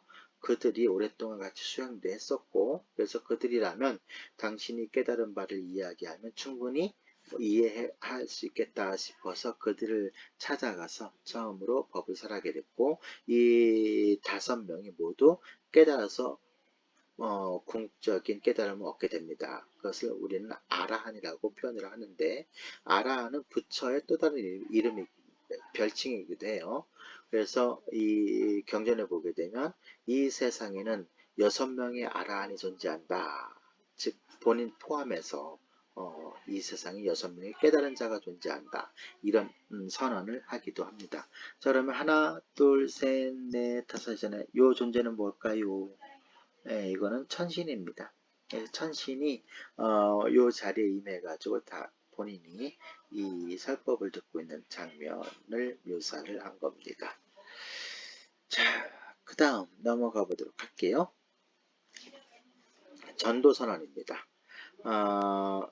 부처님은 이 5명의 수행자를 지도해서 깨닫게 한 뒤에 그곳에서 당분간 머물고 있게 되거든요.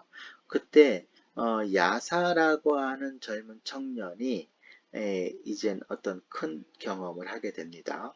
이 야사라고 하는 청년은 외살리라고 하는 지역 에 살고 있었는데 그 지역에 가장 그 부유한 집의 외아들이었어요. 이 친구는 매일같이 술 먹고 노는 게 일이었어요. 친구들 불러다가 파티하는 게 일이었는데 어느 날 너무 술에 취해가지고 이제 새벽에 깨게 돼요. 그 전날 밤에 뭐를 하고 들어왔냐 하면 친구들하고 같이 그 무희들 불러가지고 그 춤추고 놀면서 술을 진탕 먹은 거였거든요. 그러다가 새벽에 깨어나 보니까 그 넓은 회랑에 그 춤추던 그 아가씨들이라고 해야 되나 무희들이 여기저기 넓어서 자고 있는데 그 모습을 본 순간 자신에 대한 본인에 대한 혐오감이에요. 그러니까 뭐 그 술 취해가지고 잔 여자들의 모습이 가지각색이었을 거 아니에요. 뭐 화장은 반쯤 지워지고 머리는 헝클어져 있고 뭐 여기 이빨도 갈고 막 이런 모습들을 보면서 이러한 존재들한테 내가 욕망을 가졌다라고 하는 것에 대해서 야사는 자기 혐오감이 일어난 거예요. 자기 자신에 대한 혐오감. 그래서 그 길로 뛰쳐나가면서 괴롭다 하면서 숲을 헤매게 되는데 그때 이제 부처님이 그 청년의 그 외침소리를 듣고 그 외침소리 있는 곳으로 찾아가게 돼서 야사를 만나게 됩니다. 그 야사는 부처님의 설법을 듣고 불과 2시간 남짓 만에 깨달아서 아라한이 됩니다. 이건 굉장히 좀 불교사에서도 획기적인 사건 가운데 하나가 되는데 왜 그러냐면 야사는 한 번도 수행해 본 적이 없어요. 수행하고는 1도 관련이 없는 사람이었습니다. 그런데 어떻게 이 사람이 부처가 될 수 있었느냐라고 하는 거죠. 그러니까 불교는 지난한 수행을 통해서 부처가 되는 길이 아닌 거예요. 부처님의 올바른 가르침을 우리가 이해만 하게 되면은 그 올바른 이해가 깨달음의 길로 나아가는 가장 빠른 길이 될 수 있다라고 하는 것을 또한 보여주는 에피소드이기도 한 거죠. 그러자 이 야사의 친구들 가운데서 이 야사를 데려오자 라고 했던 사람들이 이제 등장을 하게 되는 거죠. 그래서 54명의 친구들이 야사를 부처님에게서 데려오려고 찾아갔다가 그들 또한 모두 부처님의 제자가 되고 그들 또한 머지않아 모두 아라한과 즉 부처가 되게 됩니다. 그래서 앞서 5명의 최초의 제자가 있었죠. 거기에 야사가 들어가 있죠. 거기다가 54명의 누가 있어요? 야사의 친구들이 있죠. 그러니까 총 뭐가 돼요? 아, 아, 예. 그렇죠. 60명이 되는 거죠. 60명. 거기에 부처님을 합치면 61명이 되는 거죠. 그래서 부처님이 선언합니다. 이 세상에는 61명의 아라한이 존재한다. 라고 선언하게 되는 거죠. 이 일이 초기 부처님이 깨달음을 얻고 불과 6개월, 7개월 사이에 벌어진 일이라고 여러분들이 보시면 되겠습니다. 그러자 이 60명의 제자들을 모아놓고 부처님이 전도선을 하게 돼요. 그 전도선의 내용을 보게 되면 이렇습니다. 비구들이여, 나는 신과 인간의 굴레에서 해방되었다. 그대들 또한 그렇게 되었다. 이건 뭐예요? 윤회에서 벗어났다라고 하는 것을 보여주는 거죠. 이제 법을 전하러 길을 떠나라. 많은 사람들의 이익을 위해, 많은 사람들의 행복을 위해. 이것이 목적이에요. 왜 설법을 해야 되느냐? 왜 법을 전해야 되느냐? 사람들을 이익되게 행복되게 하기 위해서. 세상을 불쌍히 여겨 길을 떠나라 라고 하는 것은 부모님이 자기 자식을 연민하는 그런 마음, 가진 자가 못 가진 자에게 베푸는 값비싼 동정이 아니고 부모님이 자기 자식에 대해서 느끼는 그 한없는 조건 없는 그 연민의 마음, 그것을 얘기하는 거죠. 그러한 세상을 불쌍히 여겨 길을 떠나라. 마을에서 마을로 두 사람이 같은 길을 가지 말고 혼자서 가라. 그 유명한 혼자서 가라 라고 하는 것이 여기 나옵니다. 비고들이여, 처음도 좋고 중간도 좋고 끝도 좋은 법, 조리와 편이 잘 갖춰진 법을 설하라. 이것은 뭐예요? 논리적으로 설법하라 라고 얘기를 하는 것이고요. 원만하고 완전하며 청정한 행동을 보여줘라 라고 하는 것은 도덕적 모범을 보여줘라 라고 하는 것을 얘기하는 것이죠. 그리고 세상에는 때가 덜 묻은 사람들이 있다. 그들은 법을 듣지 못하면 퇴보하겠지만 들으면 분명 진리를 깨달을 것이다. 그죠? 그렇다면 세상 사람들의 이익과 행복이라고 하는 건 뭐겠습니까? 진리를 깨닫는 것에 있다라고 볼 수가 있는 거죠. 그죠? 그래서 비고들여, 나도 법을 전하라. 우르웰라의 세나니 마을로 갈 것이다. 라고 하는 내용입니다. 이것이 전도선언의 전문인 거예요. 그리고 당신도 홀로 길을 떠나게 돼요. 이 60명의 제자 가운데 한 명쯤 이른바 비서실장으로 임명할 만도 한데 당신도 스스로 홀로 길을 떠나게 되는 거죠. 61명이 각자 자신이 가야 할 길을 찾아서 떠나는 그런 모습을 우리가 상상해 보면 될 것 같습니다. 그러니까 불교는, 부처님은 단 한순간도 내가 세상에서 가장 큰 교단, 종교를 만들겠다 이런 것은 꿈에도 생각해 본 적이 없는 분이에요. 그분의 삶을 보게 되면 그분의 유일한 목적은 사람들이 진리를 깨닫게 하는 것. 그래서 그 사람들이 정말 진정한 이익과 행복된 삶을 살게 하는 것. 이것이 그분의 유일한 목적 의식이었다. 그 외에는 어떠한 것도 이분의 안중에는 없었다. 그러니까 불교라고 하는 종교를 키워서 세상 사람들도 존경을 받겠다. 그런 것들은 부처님의 계산에는 없었다. 라고 얘기를 할 수가 있겠습니다. 자, 몇 가지 에피소드인데요. 이게 이상해요. 지난번부터 이게 안 없어져. 이게요. 왜 그런가 모르겠어요. 자, 마가다국의 왕 빈비사라가 부처님의 제자가 되는 모습, 요걸 뭐 굳이 설명할 필요는 없을 것 같고요. 그 다음에 여성 출가자입니다. 깨달으면 어떠한 차별도 존재하지 않는다. 그런 거죠. 부처님의 말년에 일어난 사건 가운데 하나이기도 합니다. 여성 출가라고 하는 것이 뭐 그렇게 대단한 일이냐라고 생각할 수도 있겠지만, 오늘날 인도 사회에서 갖고 있는 여성의 차별적인 어떤 사회적인 분위기를 우리가 생각해 본다면, 부처님 당시에 여성이 수행자의 길을 걷게 한다라고 하는 것은 정말로 대단한 사건이라고 볼 수밖에 없습니다. 그래서 우리가 이전에 있었던 일들을 오늘날의 관점에서 해석해 보는 것은 좀 여러 가지 무리가 있는 거죠. 그 당시 사회적 분위기나 사람들의 인식이 어땠는가, 그것이 과연 투명될 수 있을까? 이런 것들을 우리가 한번 생각해 보면은 이런 여성의 출가자라고 하는 부분들이 어떤 사회적 의미를 갖고 있는지를 다시 한번 생각해 볼 수가 있을 것 같습니다. 그래서 깨달으면 어떤 차별이 있겠어요? 남녀 차별이 존재할 수가 없는 거죠. 계급 차별이 존재할 수가 없는 것이겠죠.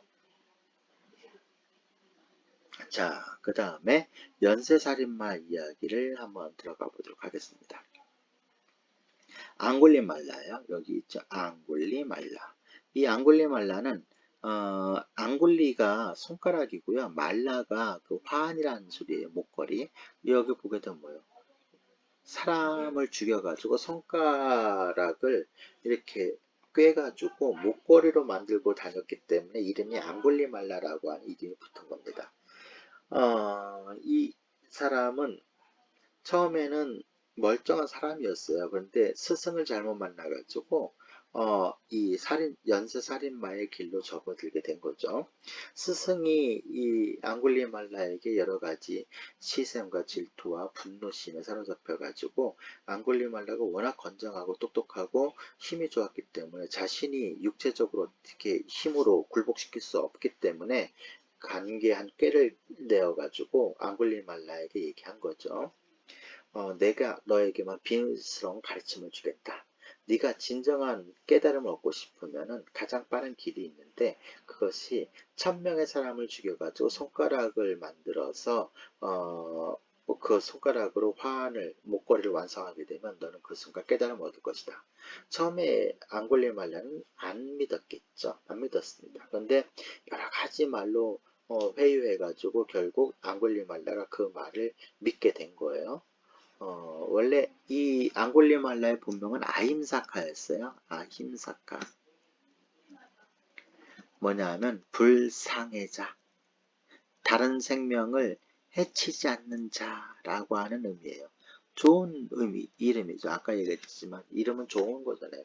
앙골리말라는 손가락으로 만든 화환이라고 하는 것 때문에 부모님이 이 이름을 지어줄 이유가 없겠죠. 그런데 워낙에 이제 출중한 그 무술과 신체 능력을 갖고 있어가지고 사람들이 이제 죽이기 시작한 거예요. 999명까지 죽였어요. 그런데 이 일대에 아무도 안 가는 거예요. 군대까지 보냈지만 너무나 날래가지고 이 사람을 잡을 수가 없었던 거예요. 그 일대는 거의 뭐 마을이 황폐화가 된 거죠. 누가 그 길로 다니겠어요? 그 산길로. 아무도 오가는 사람이 없게 된 거죠. 그때 이제 부처님이 그곳을 찾아가게 돼요, 홀로. 어. 이 앙굴리말라는 사람들이 너무 오랫동안 안 오니까, 이제 어쩔 수 없구나. 어머니가 오면은 어머니를 죽여야겠구나. 이 생각을 하고 있었던 거죠. 세상에 아무리 잔혹한 자식이라 할지라도 어머니만큼은 자식을 품어주게 되잖아요. 그래서 앙골리말레 아임사카의 어머니도 세상 사람들이 다 그 악마라고 얘기하고 두려워하는 그 아들을 연민하는 마음으로 아들을 가끔씩 찾아가서 제발 그러지 마라 타이르기도 하고 울면서 사정도 하기도 하고 했던 거죠. 그런데 잘못된 생각에 빠져들었기 때문에 어머님의 그런 간절한 마음을 앙골리말라는 받아들일 수가 없었던 거고, 그래서 최후에는 엄마도 죽여야겠구나 라고 생각하고 있었을 무렵에 부처님이 그 숲으로 들어온 거예요. 홀로. 그것도. 그러니까는 얼마나 반가웠겠어요. 야, 엄마 안 죽여도 저 수행자를 죽이면 되겠구나 라고 생각을 했던 거죠. 앙골리말라가 막 칼을 들고 쫓아가는데 이 부처님은 천천히 걸어가는데도 쫓아갈 수가 없었던 거죠. 그러자 앙굴리말라가 계속 가라 깎아중아 계속 가라 깎아중아라고 했는데 부처님이 가던 길을 멈추고 뒤돌아서서 이 얘기를 합니다. 나는 멈춰 있건만 그대는 멈출 줄 모르는구나. 그러니까 앙굴리말라 생각이 뭐예요? 자기는 다가가려고 했는데 못 다가갔던 거고 부다는 끊임없이 앞으로 나아가고 있었잖아요. 그러니까는 이상한 거죠. 멈춰있던 건 자기였던 거고 앞으로 나간 거는 부처님이었는데 반대로 얘기했단 말이야. 나는 멈춰 있건만 그대는 멈추고 있지 못하구나. 그게 무슨 소리요? 라고 얘기를 하자 나는 세상 사람들에 대한 폭력과 분노와 그 살해의 마음을 다 내려놓은 존재이기 때문에 멈춘 존재이고 너는 그 세상 사람들에 대한 분노와 살해와 적이감을 갖고 있기 때문에 멈추지 못하고 있는 것이다 라고 얘기를 하자 그때 정신이 번쩍 들면서 이분은 도대체 누굴까? 그래서 그때 이제 이야기를 듣기 시작을 합니다. 그리고는 자신이 한 일이 어떤 것인지를 뼈저리게 느끼게 되고 결국은 부처님에게 참회를 하고 부처님의 제자가 되게 됩니다. 참회라고 하는 것은 내가 이전에 살고 있었던 삶의 방식과 결별하는 방식이에요. 이 앙골리말라는 자신의 삶과 철저하게 결별하면서 참회를 하게 되고 그로 인해서 이 앙골리말라는 깨달음을 얻을 수가 있었던 거죠. 999명을 죽인 거는 이 사람이 저지른 일이긴 하지만 그것을 진정한 의미로 참여를 하게 되면은 그것은 과거의 일인 거잖아요. 깨달음은 과거의 일에 얽매여 가지고 발생되는 것이 아니기 때문에 철저하게 참여를 하게 되면 깨달음을 얻는 거하고는 전혀 무관하게 되는 거죠. 그럼 참여는 어떤 의미가 되느냐? 참여는 일단 자기 자신이 한 일을 알아야 돼요. 자기 자신이 한 일을 알아야 돼요. 아이고. 한 일을 알아야 돼요. 진짜 철저하게 알아야 돼요. 그 다음에 그것을 철저하게 반성을 해야 돼요. 참회를, 그 일이 어떤 일인지에 대해서 반성을 해야 되죠. 반성. 그리고 세 번째는 다시는 그 일을 반복하지 않겠다고 맹세를 해야 돼요. 다시는 이 일을 반복하지 않겠다고 맹세해야 되는 거예요. 네 번째는 그것을 내가 목숨을 잃는 한이더라도 어떻게 돼요? 지켜야 되는 거예요. 실천해야 되는 거예요.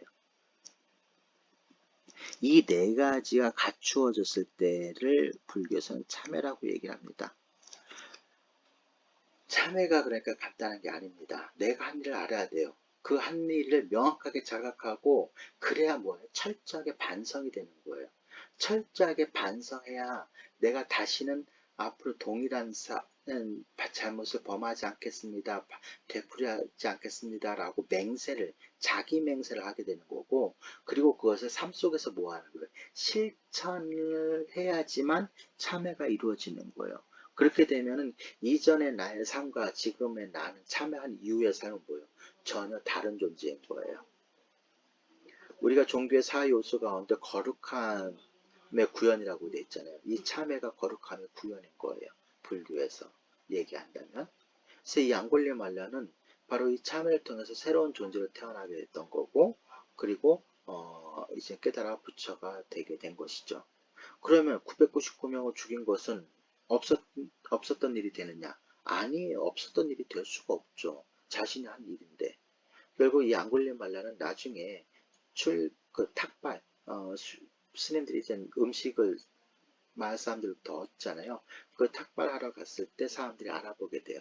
그리고 마을 사람들이 집단 린치를 가게 되죠. 돌팔맹이질, 몽둥이질 해가지고 이젠 거의 죽음에 이른 상태까지 도달하게 돼요. 온몸이 피투성이 되고 살 다 터져나가 있는 그 몸을 이끌고 간신히 부처님 계신 곳으로 찾아오게 됩니다. 부처님이 그런 앙골리말라를 안고 이야기를 하죠. 앙골리말라요, 앙골리말라요. 그대는 인내하여야 된다, 인내하여야 된다. 앙골리말라요. 그대는 어찌 생각하는가? 마을 사람들에 대한 원망하는 마음이 그대는 있는가? 라고 하지 앙골리말라가 이런 얘기를 하죠. 세존이시여 어찌 그들에 대한 원망하는 마음이 있겠습니까? 저는 그들에 대한 원망의 마음이 조금도 있지 않습니다. 라고 하자 부처님이 그리하면 되었다. 그리하면 되었다. 라고 하게 됩니다. 바로 그 집단 린치 폭행이 999명을 죽인 것에 대한 과보로서 앙골리말라에게 주어진 것이다 라고 볼 수가 있겠죠. 그래서 참회한 자의 또 하나의 특징이 있습니다. 그건 뭐냐? 어떠한 것이든 자신이 한 행위에 대해서 피해가려고 하는 생각이 없어요. 그것을 온몸으로 다 받아들일 준비가 되었고 받아들이는 삶을 살게 되는 겁니다. 그건 누구를 원망하지도 않고 자기가 겪어야 될 일이기 때문에 그것에 대해서 한치의 망설임도 없이 죽어야 될 때는 기꺼이 죽음을 선택할 수 있는 그러한 것. 그게 바로 참회의 내용이다라고 볼 수가 있겠습니다. 자, 이제 부다 반열반에 들다. 부처님 80세를 일기로 열반에 드시게 됩니다. 열반에 드시기 직전에 아난다라고 해서 부처님을 지금 거리에서 가장 오랫동안 모셨던 분이에요. 이 아난다가 당신께서 열반하시고 나면 세존께서 열반하시고 나면 저희는 누구를 의지해야 됩니까? 라고 하자 승단이 나로부터 무엇을 바라고 있는가? 아난다 나는 이미 법을 설했다. 무엇인가 비밀스러운 가르침을 남겨놓지 않았다. 그대들은 자신을 섬으로 삼고 법을 섬으로 삼아야지. 다른 어떤 것에 의지하지 말라라고 되어 있어요. 자신을 섬으로 삼고 법을 섬으로 삼는다라고 하는 것을 자등명, 법등명이라고 해요. 자등명, 법등명. 이게 글씨가 왜 안 없어지는지 모르겠는데요. 지금 이걸 끄게 되면 도중에 이게 뭐죠? 녹화가 이상해지게 될까봐 못 끄고 있습니다. 양해 부탁드립니다. 자등명, 스스로를 등불로 삼고 스스로를 섬으로 삼고 다 똑같아요. 섬은 아일랜드를 얘기하는 거죠. 의지처를 얘기하는 거예요. 자신을 의지하고 진리, 법은 진리를 얘기하는 거죠. 여기서 진리란 뭐겠습니까? 바로 부처님의 가르침을 얘기하는 거죠. 그래서 불교는 사람을 믿는 종교가 아니에요. 명확하게 보면은 자기 자신을 일단 믿어야 돼요. 불교의 출발점은 자기 자신에 대한 믿음이에요. 나도 깨달을 수 있다라고 하는 거. 그것에 대한 굳건한 믿음이 있어야 돼요. 자기 자신을 내가 믿지 못하면 무슨 일을 할 수 있겠어요? 일단 불교는 자기 자신을 신뢰하라라고 얘기하는 거예요. 다른 사람을 믿지 말고 자기 자신을 신뢰하고 그리고 뭐하라? 진리에 의지하라. 이 두 가지면 다 된다고 얘기를 하는 거죠. 그 이상 필요가 없다라고 얘기를 하는 것이 이젠 부처님의 가르침입니다. 그것을 자등명, 법등명이라고 얘기를 해요. 자, 마지막입니다. 자, 부처님께서 이젠 열반에 드시기 직전입니다. 제자들에게 이런 얘기를 해요. 비구들이여, 그대들에게 할 마지막 말은 이렇다.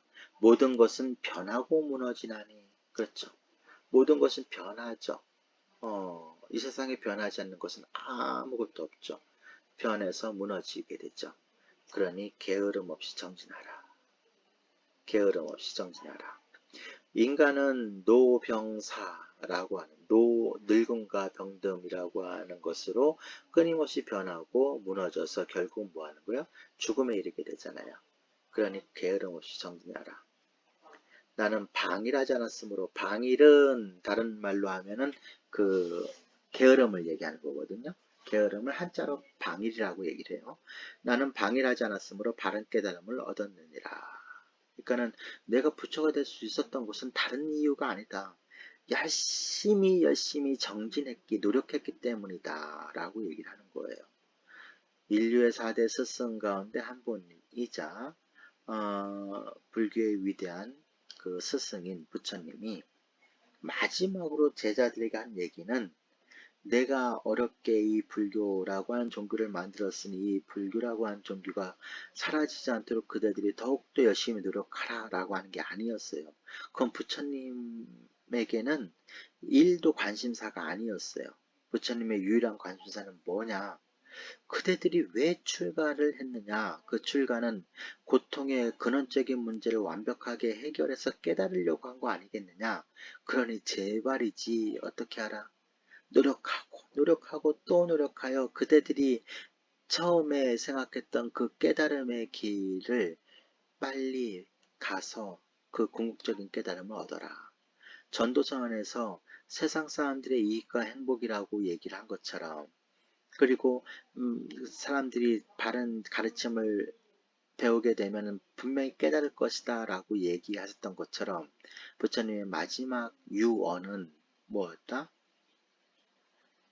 게으름 피우지 말고 열심히 수행하라 였습니다. 이것이 인류의 큰 스승이신 부처님이 우리에게 남겨주신 마지막 가르침이다 라고 이야기할 수 있겠습니다. 자, 오늘 이렇게 해서 4강 부처님의 생애 간단하게 몇 가지 에피소드를 중심으로 해서 살펴보았습니다. 추석 연휴 잘 보내고요. 다음 5주차에 여러분 만나도록 하겠습니다. 수고하셨습니다.